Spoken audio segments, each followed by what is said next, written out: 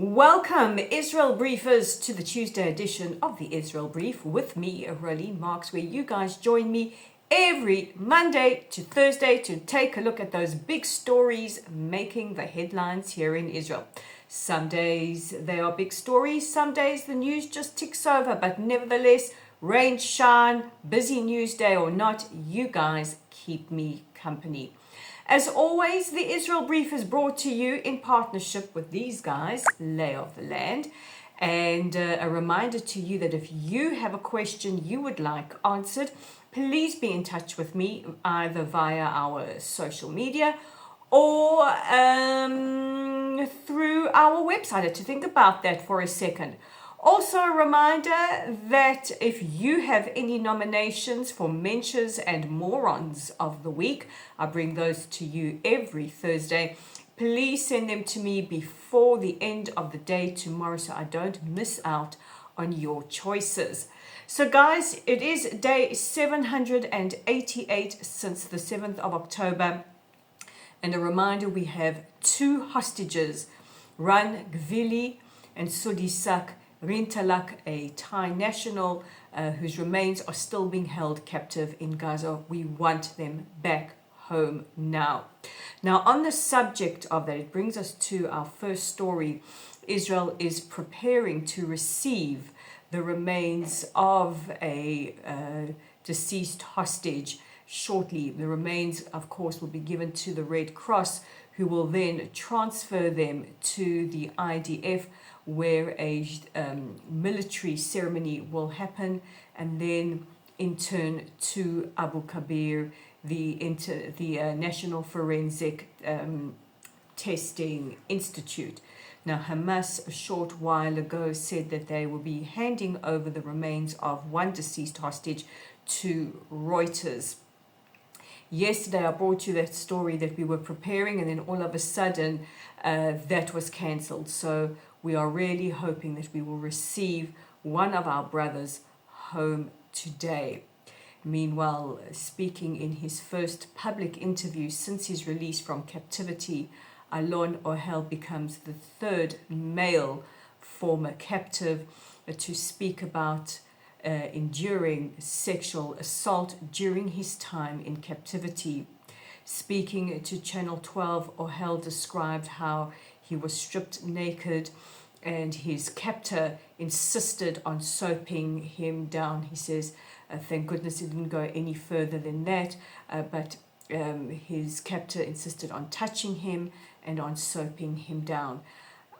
I cannot tell you how much admiration I have for the courage of the three brave men who have come forward to speak about this.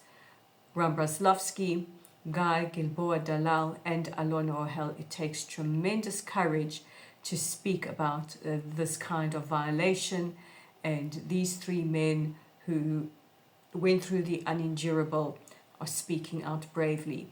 Our entire nation surrounds them in love and support. Prime Minister Netanyahu has been invited to the White House for an unprecedented fifth time by President Trump. The two leaders spoke on the phone last night and they discussed the imperative of disarming Hamas and a demilitarized Gaza Strip. Now, as we move hopefully closer to receiving back all of our deceased hostages, we will then move to phase 2 of President Trump's ceasefire agreement, where this will become the sole focus, how to disarm Hamas and how to demilitarize the Gaza Strip. Meanwhile, President Trump took to his Truth Social a little earlier than the phone call, and cautioned Israel about interfering in Syria. One US official is quoted by the Hebrew media as saying that Bibi is seeing ghosts everywhere. This is in relation to Israel's strikes on targets in Syria.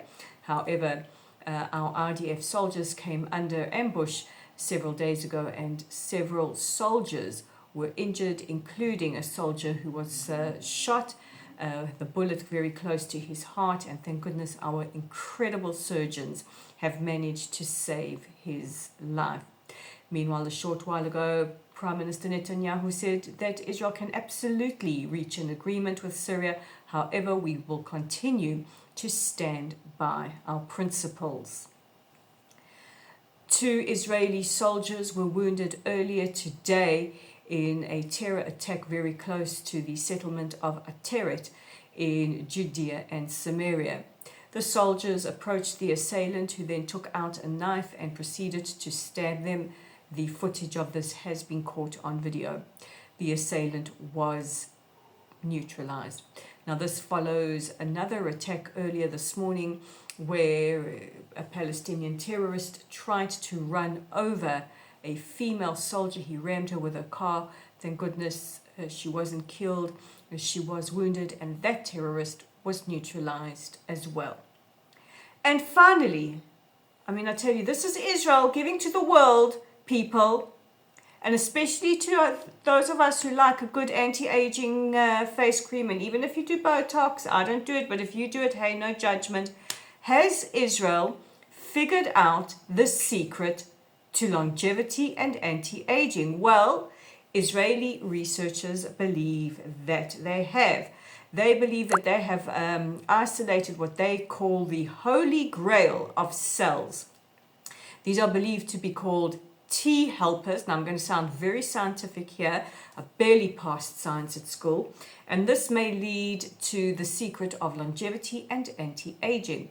They say the T helpers help senescent cells, allowing tissues to regenerate and to recover. So, guys, could it be that we have discovered the secret to looking young long into our later years in life? One only hopes. So those are our top stories. Let's take your audience question. It comes from Alex in Johannesburg. Hey, my dad's name is Alex.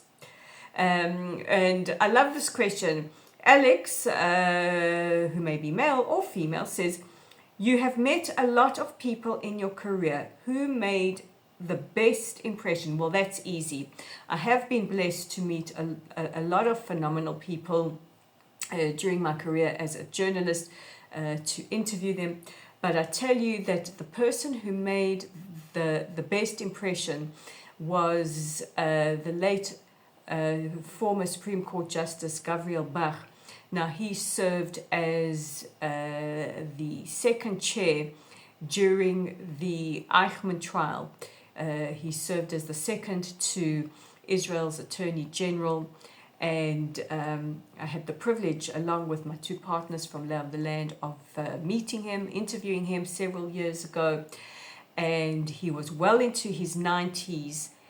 He was still serving with the IDF's military advocate general in his 90s, but he recalled in absolute detail everything about that case, his years leading up, his interactions with Eichmann, testimonies. He remembered absolutely everything.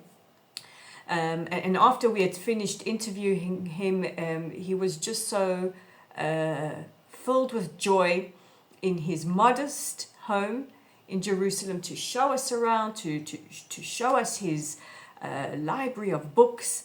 And when we left, this incredible and very modest man yelled from the window. He was like, bye guys. And it just warmed my heart. And it was such an honor to be in the presence of the man, the mensch who brought the monster to trial. But when you meet a lot of people, and I am not impressed by influencers or celebrities, to meet somebody like him and for him to be just so indulgent, such a mensch, it was the honor of my life. He passed away several years ago, and may his memory be eternally blessed. So guys, that's it from me. Please don't forget to check out our website at www.layoftheland.online. If you like our content, please help us grow by clicking on the subscribe button below on YouTube. We're on Facebook at Lottelsite, Instagram. I know there have been a few technical issues posting to Instagram. I'm going to try and get that fixed at Rolene_Marks, LinkedIn and Substack at Rolene Marks. And guys, God bless you all. Have a wonderful rest of your day, and I will see you again tomorrow. Bye for now.